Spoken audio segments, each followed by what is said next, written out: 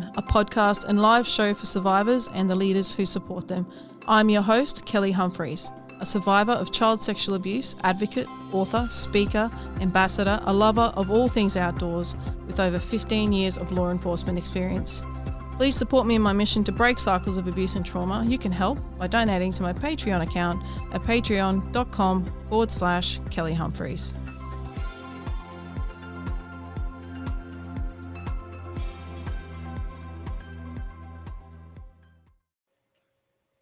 Good evening, everybody, and welcome to episode number 12 of Off the Cuff with Kel. I've got the amazing Pippa and Rose Milthorpe with me. Hello, ladies. How are we going tonight? Good. How are you? Good, thank you. I'm so excited that you are able to jump on and join me tonight again. Before we get going, guys, I'm just going to put a little disclaimer out there. Some of the content that we may discuss tonight may be a little bit difficult to hear. So if you are triggered or have difficulty at all, I do have some support numbers on my website at kellyhumphries.com. So please make sure you jump on there if you do need some support. So girls, how's the week been? Tell us how you're going. It's been good, very good. Having a relax. Last week of holidays. Oh, school holidays, excellent. Yep. How did you go? So we were really lucky last episode to have your whole family, your mom, dad, and you two beautiful girls chat to us and give us a bit of an oversight of the justice journey. How did you find that? It was really good, actually. I think we haven't really done anything like that before. Like, obviously we've done speeches and stuff that have been pre-written, but it was nice to have like an actual conversation and kind of just go off the top of our heads and that sort of thing. It felt really casual, as if it was just a little conversation. Well, that's the plan, Rose. Like, it's a bit off the cuff, you know. It's good because we just like to be able to have the conversation, have it kind of go where, you know, it kind of leads, and I find that it's really authentic that way, which is kind of why I wanted to get you girls on, because we kind of didn't get time to maybe talk about some of the things that, you know, I wanted to hear more about your journey yourselves and what you guys went through as you were going through this incredible brave journey that you've both been on. So I kind of want to like go right back to the beginning, because I just know myself. Like, when I grew up, it was just like cow poo fights with my brother, you know, hurdling barbed wire fences and rolling around in the mud, and it was just about being a kid, right? I didn't think about anything else. So I know you girls are country girls, and I'm sure you've got some cow poo stories of your own. So tell us a little bit about like how you grew up. Well, we grew up in like Albury, which is a small town. It's not necessarily like outback, that sort of thing. But our grandparents and everything are from Cootamundra, so we were there and back a lot, and we did spend our fair share of time in the backyard. And once we moved onto a bit of land, we started playing around in the mud a little bit more and Getting on the motorbikes. Yeah, I think we've had a very, very good upbringing, but I think we've had a bit of freedom, which was nice. And yeah. I don't know about you, Rose, but does Pip get on the motorbike? Last time she went, she ran my other sister over. No, it was all the way around. It was I haven't been funny. for a while. I can just see it. I feel like, Rose, I'm a little bit more like you, and Pip, you're like the, you know, sprightly, like academic, and Rose, you're like the big football-y kind of wrestly person. Yeah, pretty much. That sounds about right. You'd be the one throwing the poo and Pip would be the one running, is that right? Yeah. All right. So pretty fun, like growing up, like innocent, not really thinking too much about anything. So what do you remember what it was like when things changed? Do you remember that point?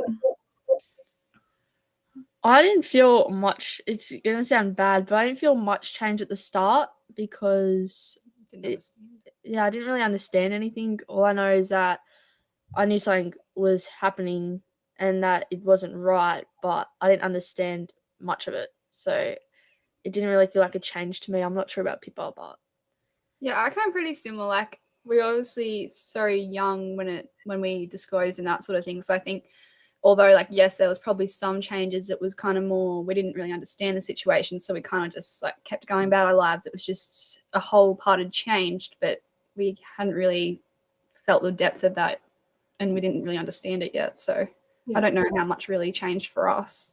Yeah. So just for those who are listening, how old were you when the offending started against you guys? We didn't.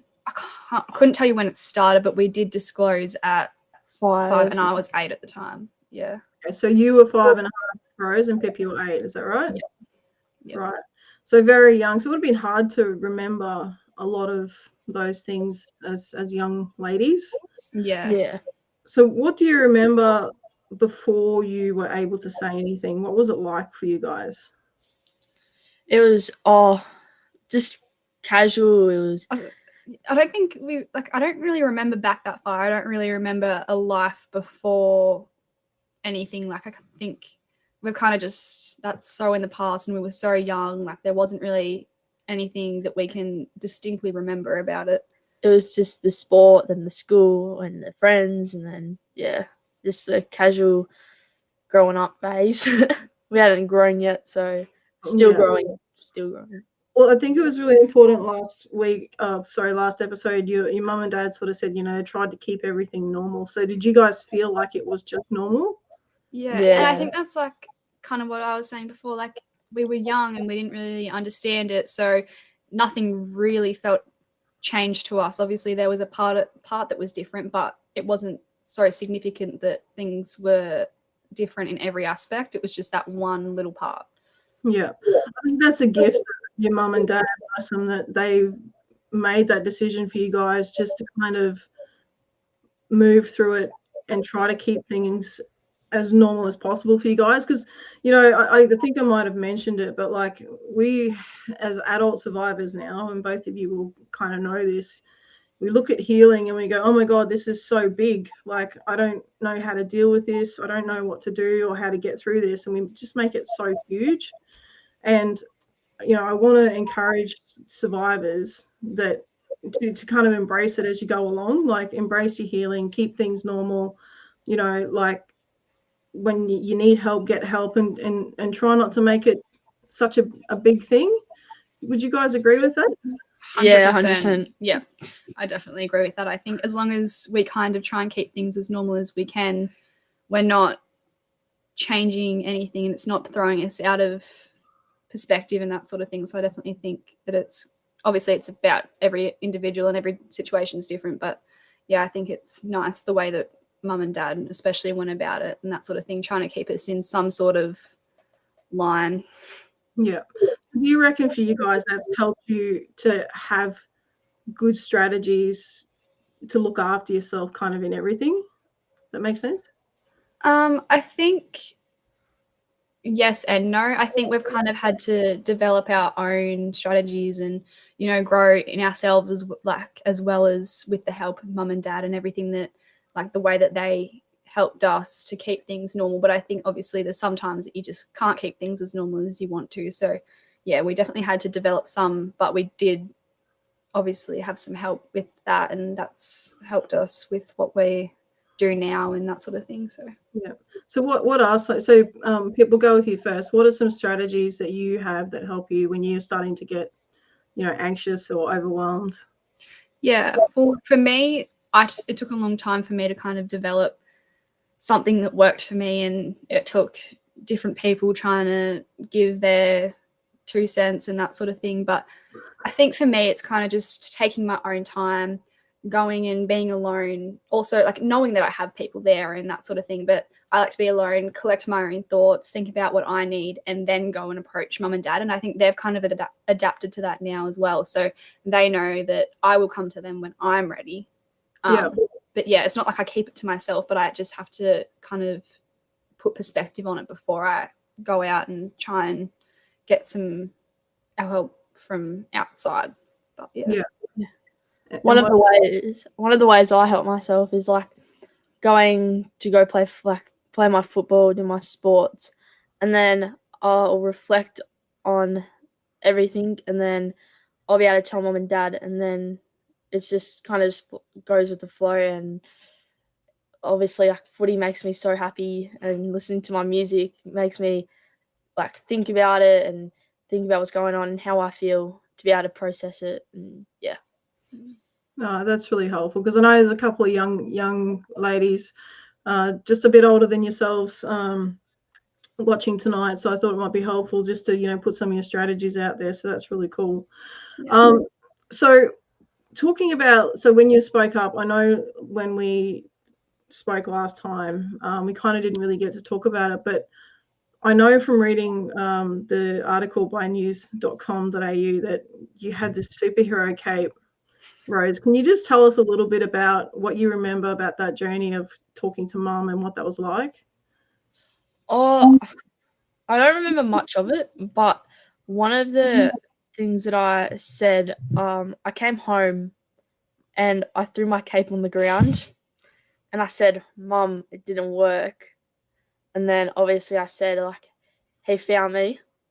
And so Mum started thinking that like it was hide and seek kind of based, and that's, I don't know, I don't remember much, but that's just the reason why the cape is such a big aspect with me now. Like it's gave me power. It feels like that's just, yeah.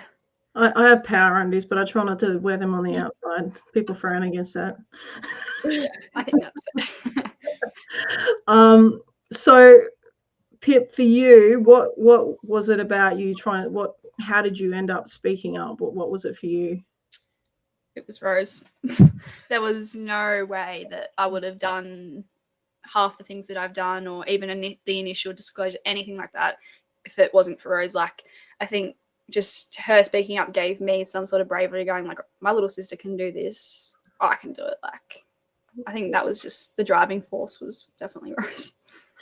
There's something I'm really curious about, and partly because I don't really have the answers myself, I can only speculate, but I remember ways that I would, this might sound really silly, subconsciously try to tell, like I wanted to tell, but I was too scared. And I know I speak to so many survivors all the time that say, like, I wanted to say something, but I didn't know how to. And, a lot of parents don't quite know what to look for. Do you girls remember ways in which you tried to tell, but couldn't get the message out? Does that make sense? Yeah. Look, it's hard, obviously, because again, we were so young. Yeah. I think there was times when we spoke about it with each other. Like I don't know. Do you remember this? No, I don't know. Yeah. So there was like a time when I said to Rose, like, I don't think this is right. And I don't know but this is just something that I remember. And I was just like, I don't think this is right. Obviously, we were so young. We didn't really think anything of it. But yeah, that just a little comment was made. And then one day she woke up and told Mum. So it was like, maybe that was an initial like little thing, but it's really hard to tell. And especially it's hard to remember. So Yeah. I don't really know. Yeah, I was just a young person telling something that I didn't like. So that's it. I feel like it would be way different if we were a bit older, but Yeah. Yeah. I think it's so important that you did that, though. And I guess for parents, like, it's, if you're not sure what someone means, is to ask more questions, like, for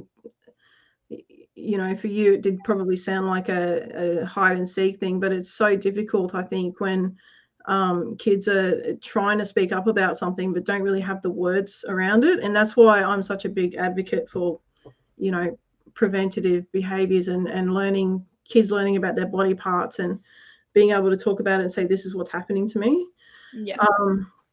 Yeah. So I was just curious because, I know, like, I would look at my mum and I'd sort of test the waters and see if it was safe to talk about or not. And then I'd like kind of retract my statement and not say anything. So I just, everybody's story is different, but yeah, it's parents often blame themselves because they think, like, I should have known, or, I should have been able to pick up on something. But the power of a groomer, as we know, someone who grooms, it's very well hidden. So, might be a good episode to talk about what to look for next time, eh? Yeah. All right. So did you guys going through school? So did you recall like your relationships changed? Like how were you with your friends and things like that? Mum talks about this more than I can remember much about it, but I used to be one of those people that, I was happy to get up in front of a class and give a little presentation or a show and tell. I was happy to go to parties and be around friends, and I was probably more extroverted. But after we came back from court, I was more to myself. I was very isolated from my peers. Like I had the biggest fear of public speaking up until probably this year when we had done speeches and that sort of thing. But yeah, I think definitely went from being more of an outgoing, confident sort of person to, I figured out what was happening and I started to understand it. And then we went to court and everything kind of shifted. And suddenly I was an introvert and it was hard for me to just even talk to a group of peers and that sort of thing. So I think my confidence definitely decreased hugely. And yeah. Yeah, I've always been like a hello, how you going kind of person. I would never have picked it. And I still do it. Like if someone I know comes past, I'm always like, hey, how are you? And then now I've got into like a protective mode of myself where I'm happy to say hello, but like I'm not gonna let you in my life straight away. Like my trust has just gone really far down, like so low. I don't know if that makes any sense, but Makes perfect.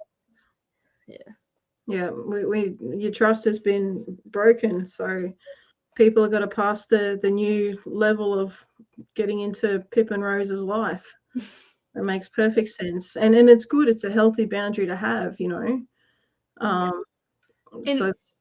don't know if this makes any sense, but I think in some ways that's probably actually it sucks, but there are some benefits to that sort of thing. Like we do take longer to warm up to someone and develop relationships, but it's worth it, I guess, in the end, because we are building stronger relationships because we know when we feel safe and that sort of thing. So yeah, I think that's good too. Like I'll forgive you, but be careful. Like don't hurt me again. No, that's good. It's healthy, and I think people do need to kind of earn their trust. Yeah. I think that's fair enough. So what are some of the rules? What are some of the red flags for you? I don't really have red flags. I just like you can't. Oh, I don't really know. I'm just careful. I'm just really protective of myself, and like once I'm friends with someone, I'll be protective of them. Like make sure they're always all right, and make sure that they're going all right. And if they want to talk to me, they can talk to me. If they don't want to talk to me, that's all right. It's just making sure they're okay. Really. Yeah. It sounds like you're practically quite normal, to be honest. That sounds like how it should be. Yeah. You've done a really good job, I think, both of you, and with your mum and dad, just getting the right support and putting the right strategies in place so that you do have like a good lens to look through. You've got this resilience. You've been able to sit here and have a conversation with me about it, and stand on a stage and speak at a conference. I mean, you've done pretty well, girls, so you should be very proud of yourselves. Thank you. But just be careful because you might get whacked if you misbehave. Hey, Rose. All right. So what's made it easier for you guys? What's been helpful getting through this journey? I think if we take it back to the last one we did as well, this was a big theme for us. Just having the support that we did have and that sort of thing, like especially, our family, but not even just immediate family, like extended family, friends, that sort of thing, like all the people in our lives just made it so much easier. I think, obviously having Rose and then having our older sister Maggie was like, couldn't have gone through anything like that without those two. And mum and dad obviously standing beside us the whole time. And even at like court and stuff, we had some like a ridiculous number of people from Albury and Cooter and that sort of thing driving up to or flying to come and see us and give their support, which was amazing. And that sort of thing just got us through everything. And even to this day, we still have incredible people supporting us. Yeah, like support's the biggest word, I reckon, in our family. And obviously, as people said, there was so many people and like we felt like people had our backs, and it just made us have that confidence boost in a way, and I've got confidence now. And I think yeah, even with that, like our schools and our teachers and stuff have been really like wary of us, and they treat us like normal kids, but they understand when we need to take a break and when we're not feeling 100% and we're having bad days and that sort of thing.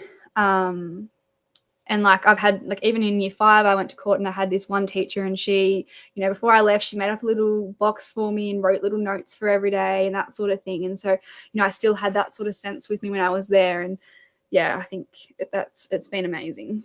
And obviously we have Glenn, who was our detective, and he's like, oh, we love him to death. He's like he's like an uncle to us, like a best friend in a way, and he's always been by our side, and it's good to have him by our side, like, definitely. Yeah.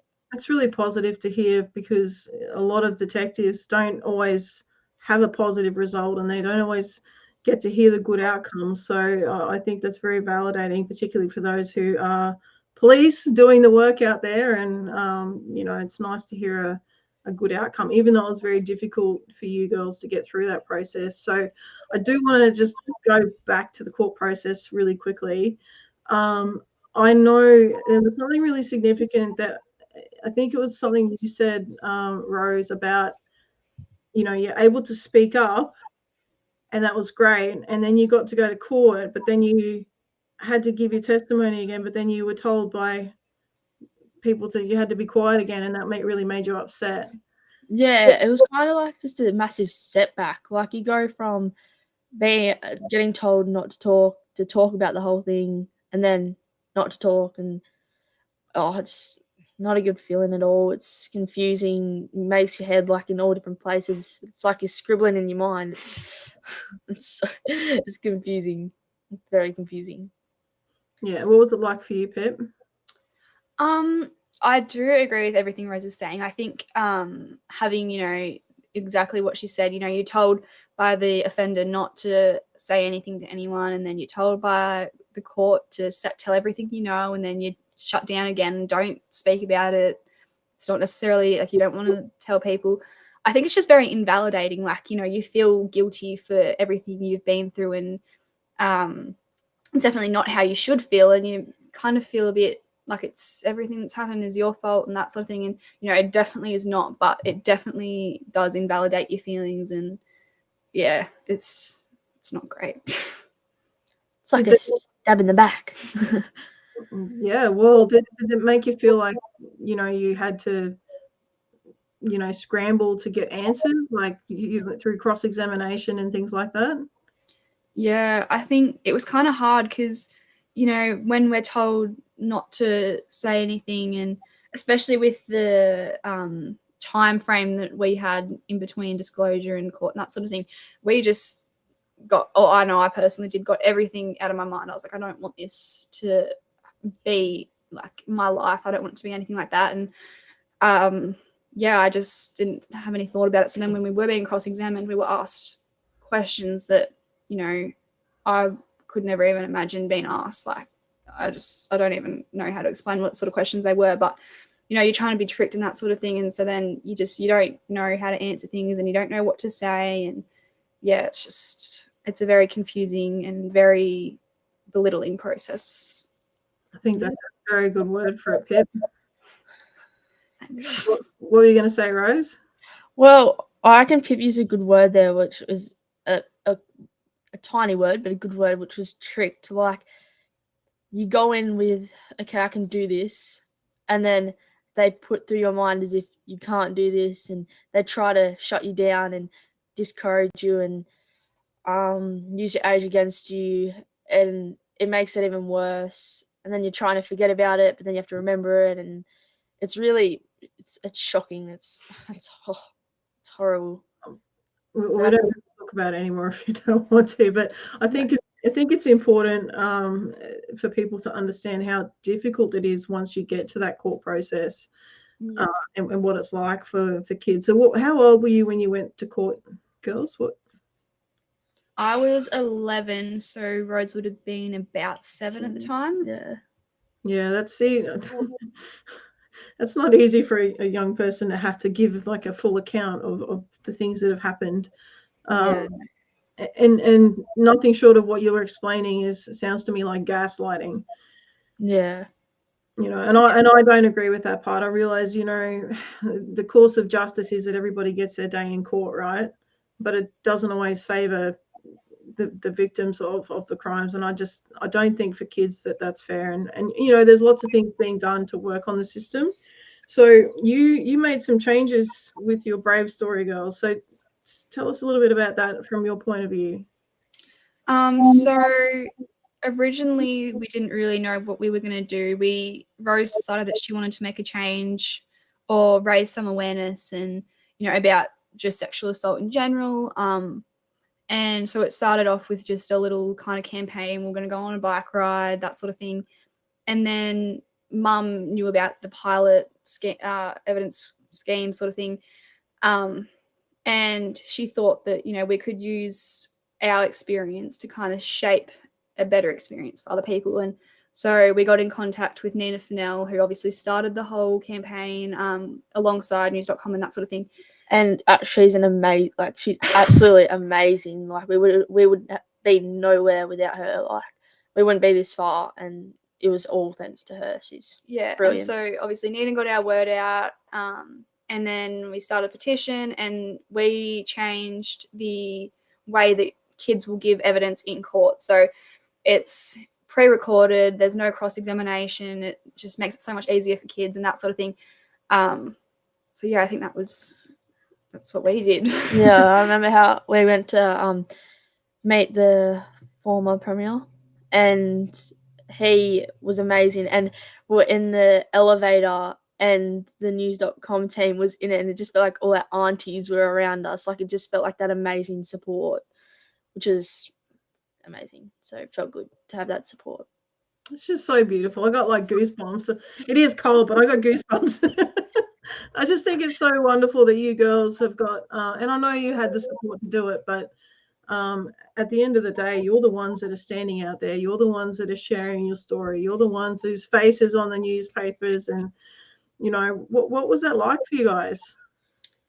I think it was nice. Like it was nice to be recognized for what we did, but I think in some way it kind of it's just a motivation for us. I think, you know, other people look at it and go, oh, you guys are so inspiring, but it's like, yeah, you guys are our motivation. Like we're doing this for you, like in future generations and people who have been through what we've been through and haven't had the courage to speak up. Like it's not like we're not doing it for us or for anything like that. We're more doing it for other people. And I think we've now had the closure that we need with everything that we've done.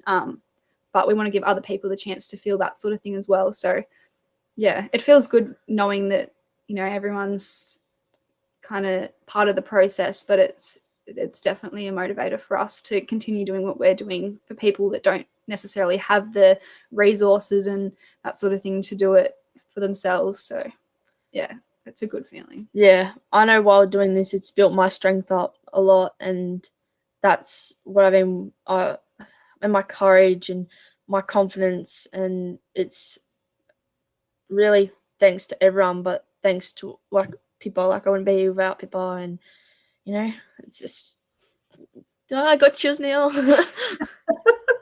Oh, you girls are awesome. Yeah, look at you two little warriors. I think you're gonna make some big waves no matter what you choose to do. So tell us about your bike ride. Ready to go? I'll start because you won't say this. So basically Rose wanted to ride around the whole of Australia, like wanted to take a year off school. She was sick of it. I didn't want to take a year off school. You did. She wanted to, yeah. So anyways, we're like, let's be realistic about this. So do you want to do this?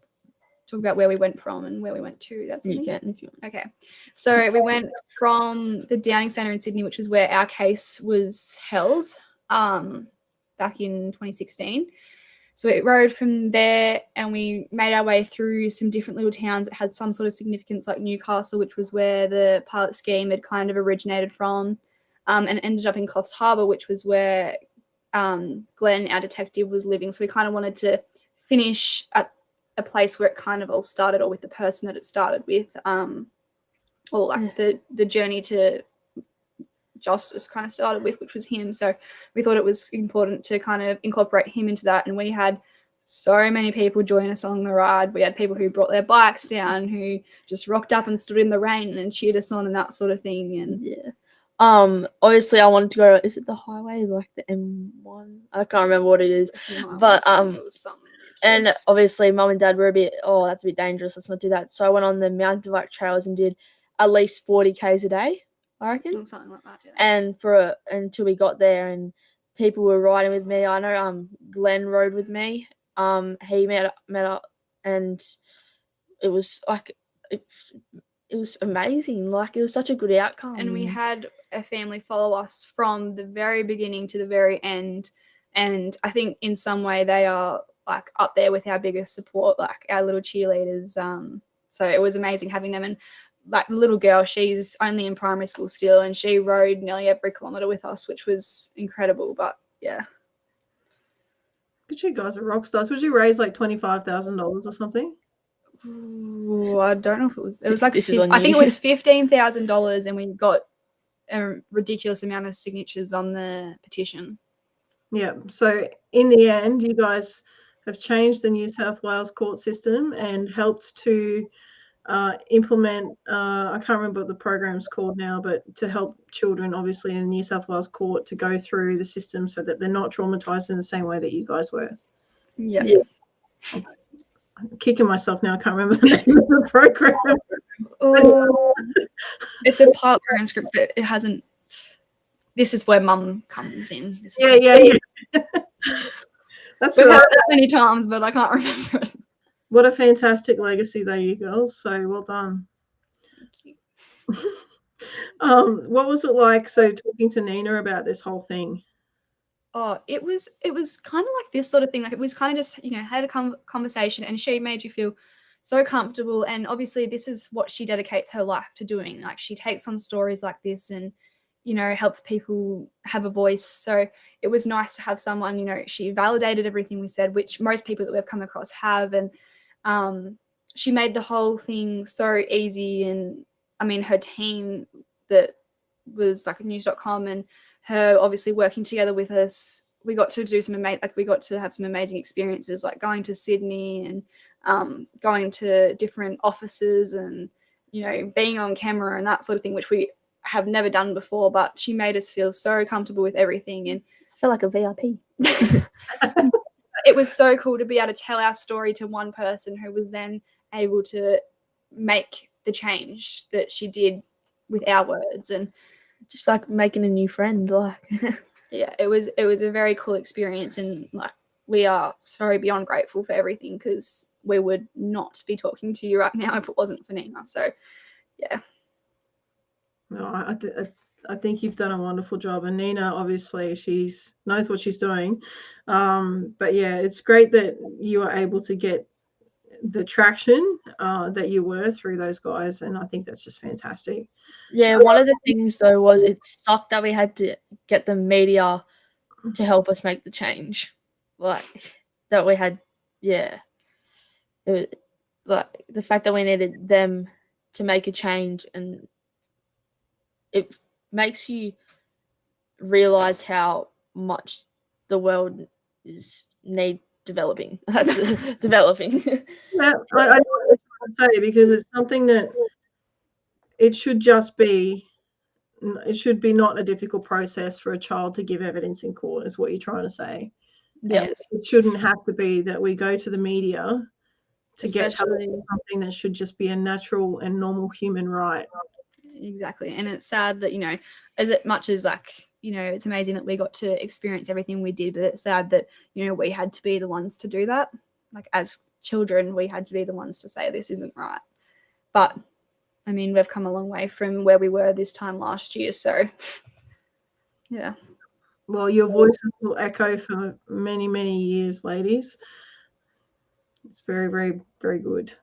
What were the highlights? So obviously it's been a very difficult journey, but it's also been like a really powerful journey. So can you go through what you remember to be the highlights for you guys? I don't know. There's been so many, like everything that we've done has been an amazing experience for us. And I think, there are highlights like different parts of the ride and, getting to speak at the forum and the conference that we did a couple of weeks ago now. Even this. Even, talking on podcasts, talking to newspapers, like all that sort of thing has been an amazing experience for us. And, we'll definitely be able to take that sort of thing into our futures. And, it's a good start for us, but I think the highlight is that the change happened or it's happening. Like, I think you can't go past that. We started something and we got to see it through. So I think that's definitely the highlight of everything that we've done and everything we've worked for. Yeah. Obviously my highlight would be I had this dream and thought inside of my head. I wrote it down and now it's here. Like, it's amazing. It's incredible. What's the next thing you've got written down, Rose? That it's going to be all in every state. She wants it to be a nationwide thing. And it should be. And again, it shouldn't have to be that, we have to go to the media or that, that it should just be a natural thing. It should just be easy for kids to talk about their experiences and not feel like they have to be silenced, right? Yeah. 100%. Would just make the world a difference. I will 100% back you girls, and I know many of the women and people in my support groups will be 100% behind you. So don't be stopping now, girls. I don't think we have plans on stopping anytime soon. I won't let I'll get through HSC and then we'll continue. Yeah, you got grade 12 now, aren't you? So you're nearly ready to finish. Yep. 3 months. Oh, you're not counting, are you? No, not at all. 140 something days. And what do you plan to do after school?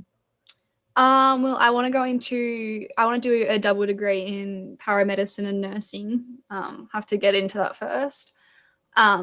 But yeah, I think I've kind of wanted to be a paramedic for a long time. And I don't know if it's anything specific about it, but I just love the idea of actually being able to help people firsthand, like being that person that's first to give assistance. And, I'm excited for that sort of thing. So hopefully I'll get into that course and then, go from there. I like it. And you're not sure yet, are you, Rose? She wants to be a tradie. Love it. I love it. If I had my time again, I think I'd be a carpenter. Sparky all the way. Sounds like a very electrifying career. All right. So what impact? Sorry, I'm really cheesy. I'll stop. I was trying to think of something more funny, but it didn't work. What impact has the campaign had for you girls? So how's it made you feel about everything for yourself? Like, obviously you've come from this difficult story to then having to go through and share at court. So you've gone like on this like roller coaster. Yeah, I think, well, you asked a question earlier and it was like, how did it impact us? And I said, like, obviously my confidence like diminished, it pretty much didn't exist. But, this campaign has given me so much confidence in what I have to say, and it like has validated my voice and that sort of thing. So now I will happily volunteer to get up and speak in front of peers and that sort of thing. So, I mean, it's just a small win, but, it's given me some sort of strength back in who I am and kind of helped me earn back a voice that, I didn't have the right to lose originally. So, yeah. For me, it felt like, obviously, at the time, it felt like my power got taken away from me. And slowly it's been regaining, which is really exciting, and I'm sure Pippa feels that way as well. You two are just so eloquent. Like, you talk about not being able to speak in public and stuff, and you just been a long time. Yeah, you speak so well, the pair of you. Like, you do a really good job, and I think it's really important to recognize that you should. First of all, you said it, Pip. You should have been able to have that voice in the first place, and for many, even adults. Right? They're going to be very inspired by your story, but even adults just still feel like they can't talk about this. Yeah. So it is, and it's tough even to talk about certain parts of your journey, but there's lots of kids out there that are still going through this, that just don't feel like they've got a voice. And it should just be, as you've said, a natural thing, right? Human nature, that you should be able to speak about this, feel safe to speak about it, and to be validated in that. And I think that's what the court process should be too. Yeah. Yeah, 100%. And obviously there'll be things that, you'll never talk about and that, are kind of just personal to you, but, it shouldn't be that, like it should, that's fine, but it shouldn't be a case of, not being able to say anything at all. But yeah, I think we are obviously changing that and allowing that to kind of change in a way that's for the better. But for now, we're getting somewhere. So are you starting the journey to try and get it into other states? Is that happening now, or is it so far? Yeah, I think for now we're kind of just trying to get through certain things. Obviously, we've got our own little things going on in the background at the moment. But yeah, I think we haven't closed the book on anything yet. We're still discussing it every now and then. We'll be sitting at the table for dinner and it'll just pop up like, oh, so what are we going to do next? But yeah, there has been discussion about what our next steps are, but I think putting them in action is, it's a little while away, but not far. Right. Cool. So, all right. What would you say to parents? Like, what advice would you give to parents who are listening? I think it's important to recognize that like every situation will be different. Like, okay, so to start off with, from the age of whenever that is right for you, you talk to your kids about what is right and what is wrong and what could happen, which you were saying before, like, you want to educate from a young age to help prevent things from happening. But, if unfortunately things still happen and that sort of thing. So if they do get to that point, you treat it as the situation is. And, obviously parents always just want the best for their kids. And it's hard to know what the best is when you're in a situation that you never expected to be in. So for mum and dad, obviously that was just keeping things as normal as possible, but the next parent might not have done the same thing. And, you're never in the wrong for what you're doing. And I think it's important for the parents to know that, they're not alone and they're also victims. Like it's sad and it's just a devastating situation. But yeah, I think it's a situational thing, and you just got to be there for your kids, but also be there for yourselves and allow that sort of mindset to come through. Like it is about your kids, but it's about you too. And you've just got to remember that they are kids and you've just got to treat them that way. Yeah, and making sure like you remember that you're strong as well. Like you're so like I don't know my words right now. It's that's all right. Take a breath. You're all good. Yeah. Obviously it's going to be hard for you as well. And I know Dad was saying how it was hard for him to show weakness in front of us, but you're amazing. Like you're helping us do this whole process, and you're you powerful. Don't have to show strength all the time. You can have your times, and as much credit as it is to us, there's always parents behind the scenes that are taking you to and from appointments and supporting you through every little journey that you could possibly be on. So I think it is important for parents to give credit to themselves for what they are doing. Yeah, and not just parents too, but for those who've got caregivers and foster parents and those types of things as well. I think that's really important. So what would you say to other survivors? You're good at this one. Well, everyone has their own story, and just know that there's no wrong or right on how you say it. And you really put me on the spot here. Okay. I think I say this every time we get a question like this, but I feel that people will look at us and go, wow, they're strong and they have strength. But it's like we are only strong because we know there's other people in situations like ours that don't have the ability to speak up like we do. And I think it's important for other people to recognize that they have their own story too. And even just acknowledging the fact that they have that story is incredible strength. Like accepting that they've been through something, and just doing something, not even doing something about it, just to themselves knowing that they have come out of something that has really harmed them or hurt them in some way. I think just knowing you're going to get through it and you're going to be all right. Yeah, and there's so many people that are willing to support you. Like, I think we are taught to be ashamed in some ways of our story and to be quiet, but that's not the case at all. And there are so many people around you that are willing to support you and dedicate their lives' work to supporting you. So knowing that you have those systems in place is probably the best advice we can give, is take those systems and use them, because they are there for your advantage.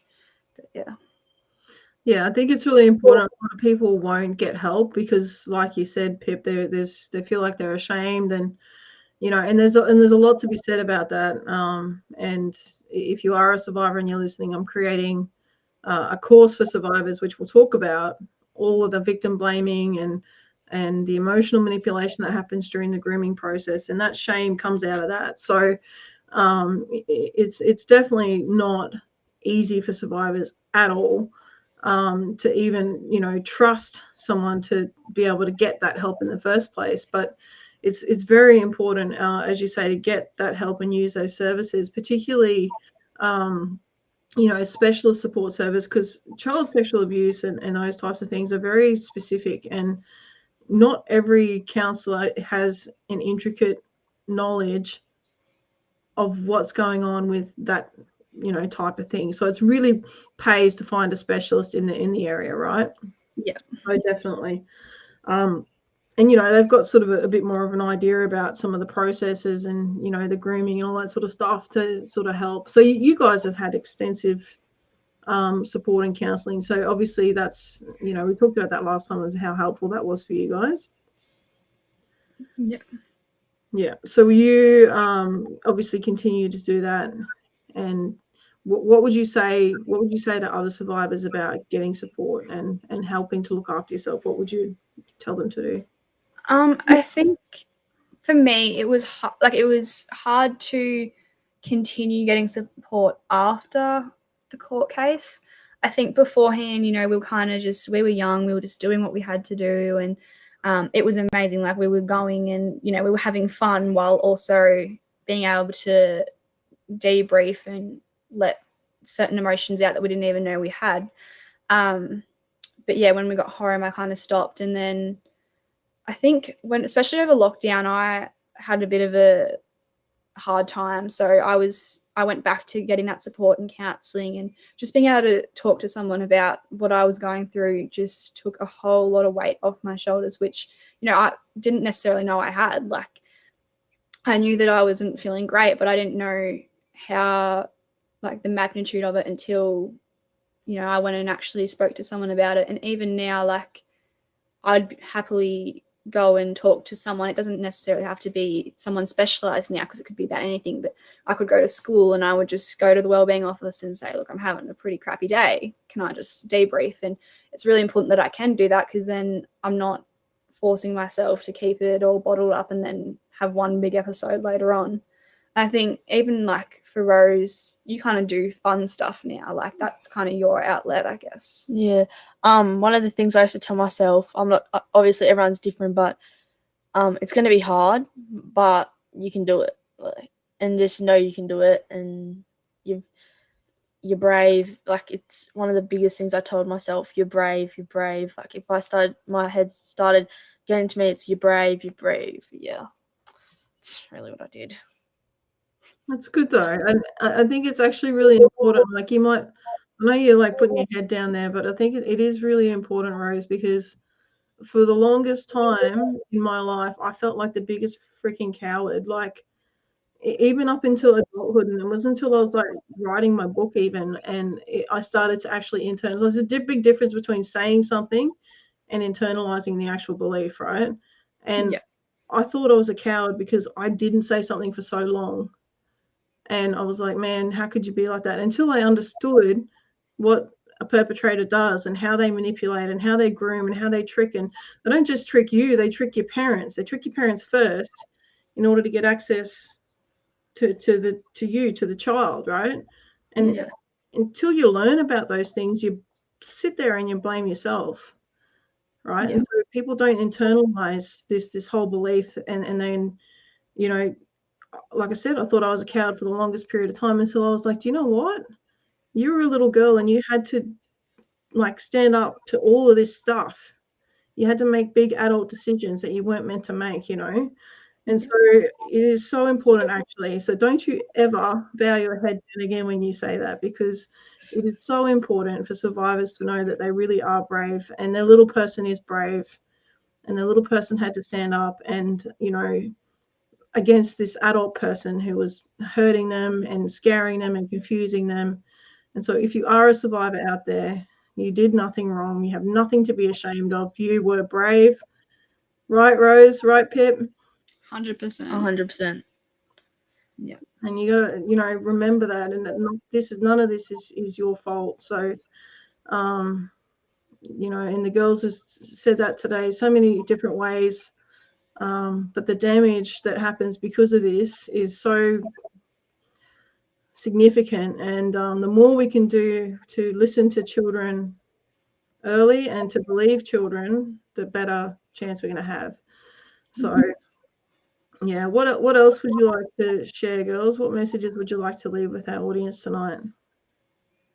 I don't know, I think we've covered a lot, but you know, I think the important thing, I just want to recognize that, you know, without you and the people that, you know, dedicate their life's work to helping and preventing and advocating for children like us who didn't have the chance to be a child necessarily and didn't get the childhood that, you know, is your fantasy childhood. But I think it's extremely important to recognize the people like you who do work for people like us, to help us, because without you guys, I cannot imagine our life being anything like what it is now. So yeah, I guess thank you for that. Yeah, I know I said this last time as well, but one of my favorite quotes is, "You might not get over it straight away, but you'll definitely get through it." And it's everyone just needs to know that you always make it through it. I think with that, it's not even about getting over it. It's about, you know, it is about getting through it. You're never gonna actually completely get over something, and especially not of this significance. But you know, you'll get through it eventually, and there's people there for you. And you may have relapses, and you might end up back at a place that you don't want to be. But you know, you've done it once, you can do it again. You've got strength. You just gotta keep fighting for it. It's beautiful. All right. Well, that's I always say, if you've survived through abuse, you've survived the hardest part, right? 100%. Yep. Yeah. All right, beautiful girls. So what I'll just do, guys, there's not too many questions tonight. So if you do have any questions, then drop them in now. We've just got a couple minutes left. But that program, Pip, is called the Witness Intermediary Scheme. Is that right? Yeah, I think that was Dad commenting, but that sounds about right. Okay, cool. Yeah, so the program that the girls have been able to help to implement in the New South Wales court system is the Witness Intermediary Program. So that's now funded to run in the New South Wales courts. And so the girls now want to obviously push that to each state and territory in Australia. So I think that's a fantastic mission and a wonderful legacy, girls. Thank you both so much for jumping on tonight and being part of Off the Cuff with Kel again. You know, I just wanted to know some more, right? No, this has been fun. I like this. Yeah, it's fun. That's all right. Something I get to do every day. No, well, we can come back on and do like a panel or something, and you know, the world is better. It really is. It is. All right, guys. So we're going to finish up on this episode now. But before we do that, I just want to thank you all for being part of Off the Cuff with Kel tonight. We'll be back in a fortnight. Please, if you like what you're hearing on Off the Cuff, if you would consider donating to my Patreon account. kellyhumphries.com/Patreon. I don't know if I got that right. It's going to be down the bottom of your screen there. Patreon.com/KellyHumphries. There you go. So you can help me continue to run the live shows. And stay tuned, guys. If you go to my website, kellyhumphries.com, I do have courses coming up. And if you're a survivor, I would love you to be able to hear about those courses when they come out. So thank you, Pip and Rose, for jumping on board. Thank you guys for being part of the audience, and we will see you soon. Thanks, guys. Thank you.